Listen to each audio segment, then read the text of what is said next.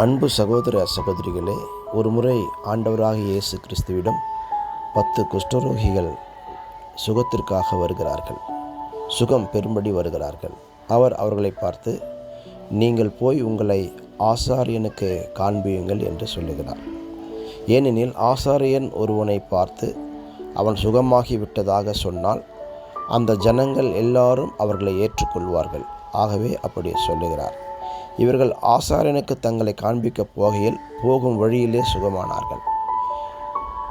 அதிலே ஒருவன் மாத்திரம் திரும்பவும் இயேசுவிடம் வந்து, ஆண்டவரே, நான் சுகமாகிவிட்டேன், என் குஷ்டரோகம் நீங்கிவிட்டது என்று சொல்லுகிறான். ஆண்டவர் அவனை பார்த்து, சுகம் பெற்றவர்கள் 10 பேர் அல்லவா, மற்ற 9 பேர் எங்கே என்று வியப்புடன் கேட்கிறார்.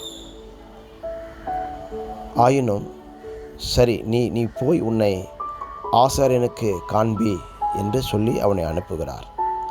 பிரியமானவர்களே, இன்றைக்கும் அநேகர் ஆசீர்வாதங்களை பெறும்படியாக, அற்புதங்களை பெறும்படியாக, சுகம் பெறும்படியாக, கடன் பிரச்சனை நீங்கும்படியாக வருகிறார்கள். ஆனால் ஆண்டவர் அவர்களுக்கு அவர்கள் கேட்கிற சுகத்தை, பலத்தை, ஆரோக்கியத்தை, ஆசீர்வாதங்களை எல்லாம் கொடுத்து, இவை எல்லாவற்றுக்கும் மேலாக அவர்களுக்கு ரட்சிப்பை கொடுக்கிறார். ஆசீர்வாதங்களை பெற்றுக்கொண்ட ஒரு சிலர் மாத்திரம்தான் திரும்பவும் ஆண்டவரிடம் வருவது போல வந்து சபைக்கு வந்து தங்கள் சாட்சியை வெளிப்படுத்துகிறார்கள். இயேசு கிறிஸ்துவை சொந்த இரட்சகராக ஏற்றுக்கொள்கிறார்கள்.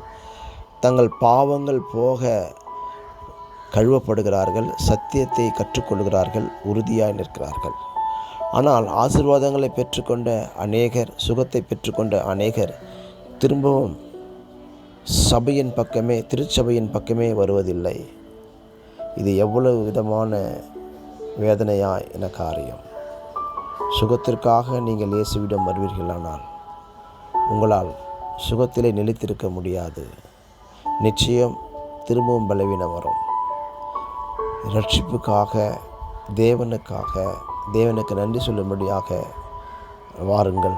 உங்கள் வாழ்க்கையில் தொடர்ந்து பெரிய காரியங்களை செய்வார்.